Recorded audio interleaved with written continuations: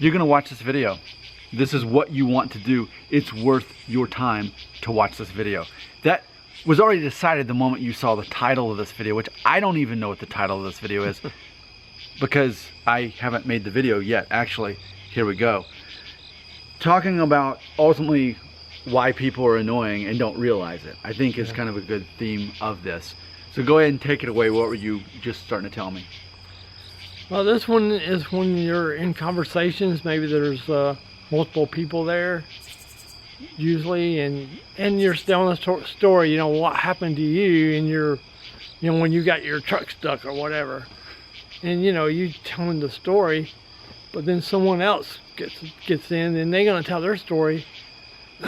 Well, they don't stop telling it. It goes on and on and on, and you know, you're like, you know, you're not a very good storyteller. Yes. Okay. So you just need to briefly put your comment in there about when it happened to you, you know, and don't continue on with your story. You know, there's someone else over here that's waiting to tell their story. Well, by the time you're done with yours, because you just don't know when to quit, you know, you've killed it. You've killed the conversation. You've killed the whole thing. And even the original guy who started the story, which was a good one, it's ruined because of yours not ending story. Yeah, so I made a video a while back talking about, and ultimately I'm borrowing this from Jerry Seinfeld on Riding in Cars with Comedians, which we were just watching. But an older episode, he says, if you have to say, long story short, you should just stop right there because you're a bad storyteller. And people won't really like being in a conversation with you. It's funny because of all the things I'm bad at, home repairs, knowing how to fix cars, math, science, a long list of things I am just worthless at. Something I am good at is communicating with people. And it's a matter of knowing, being direct, being friendly, being upbeat, being positive, but getting to the point, not dragging this thing out. But yeah, when so many people will say that, long story short, and it's like I never see the person the same way again. I'm like, okay, every time I'm around them, this is going way too long, or they get caught up on, well, you know, I think it was back, what, 2 years ago? Maybe 3, no, 4. No, 3. They get caught up on a detail that nobody cares about. Right. Or what was that guy's name? It was Rob, Bobby, no, Jimmy? What was that guy's name? Yeah. Who cares? Yeah, it don't matter. No one else knows him anyway. Yeah. It's a matter of, we just want to know the order of events, and that's it. But we were talking about, as far as people trying to overpower each other in stories, there's actually, here's another Brian Regan reference, where he talks about, I walked on the moon. Talking about the guy, if you walked on the moon, you already can overpower anybody's story. Yeah. You know?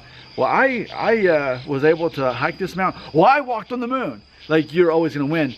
But here's the whole point of that concept. And it's all a matter of low emotional intelligence not to understand this. But it's a matter of people are constantly wanting to belong, but ultimately a lot of times people are wanting to earn people's respect is what they're wanting to do. So they think if they can have a better story, a more interesting feat, then they will gain the audience's respect. And it doesn't actually work that way. It backfires. It backfires. And here's the official way to know this. It's a matter of, and I've shared this story a few times before, but it's impossible to gain someone's respect by proving them wrong. Right. Do you have, I mean, we haven't rehearsed this video, but does anything come to mind where you've kind of learned that in your life? Oh yeah, yeah. You know, it's one of them things, you know, even if you win, you lose because, you know, that person has lost respect for you because, you know, you put them down or you showed them to be wrong in front of other people especially. You know, it's just something you don't do.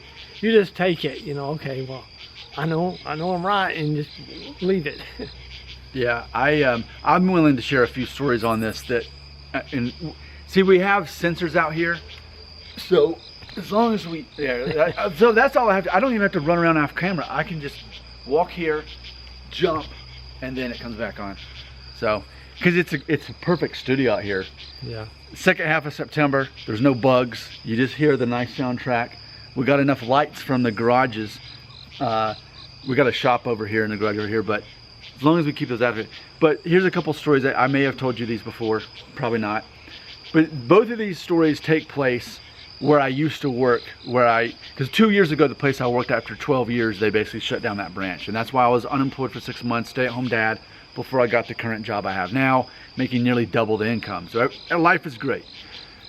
But at that job, I worked with a lot of people who were very emotionally unintelligent. And there was always like this debating culture.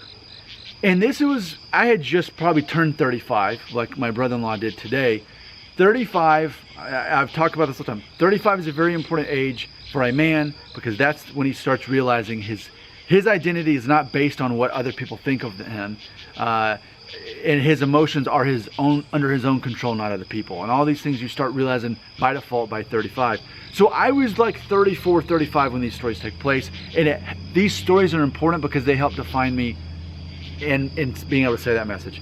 So yeah, you've never heard the story. So you remember how back in the 70s, probably about the time you were 18 when Rocky 1 was coming out, and you talked to the guy about that hippie magazine, and he told you about wheat bread and white bread. Around this time, there was that commercial that makes you feel bad about littering with the Native American. Yeah. Tell about it. It was called Tennessee Trash. Yeah, but he was a Native American, and he was looking over the water, and the water was polluted, and he picks up some trash, and he just looks over all the pollution, and tears come to his eyes. Yeah. So yeah, it's this commercial that makes you feel bad about littering, and I'm sure it had a very positive outcome. We don't want to make the Native American cry. We've already,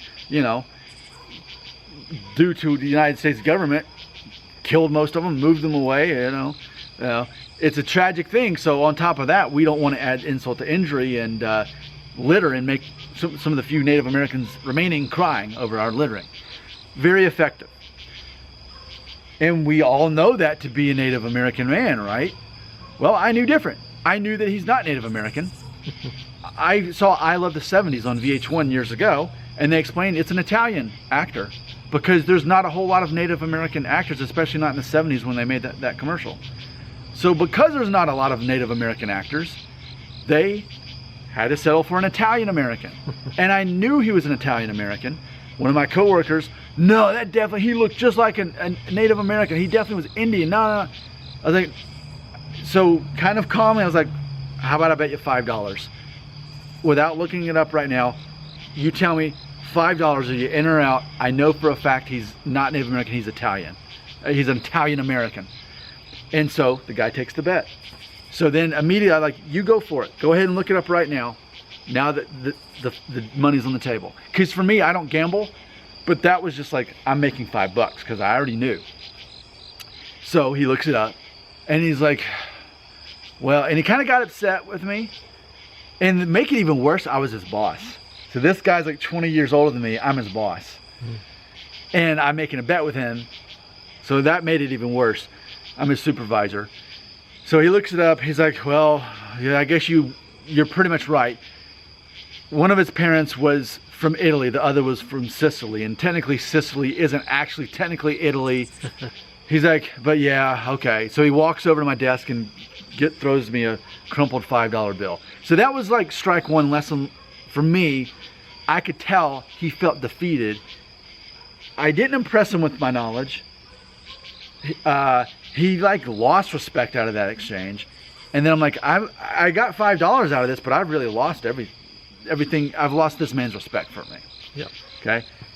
Same office, different man who's also older than me. He's actually about the same age as you. So, and he believed in his mind that the reason, now here recently this has changed, and I can make a whole video about this. Most recently in American culture, black Americans are naming their children more traditional names like James and Michael. But during the 70s and 80s and 90s, that kind of shifted, and there were more original names, or at least more exclusive to black American culture.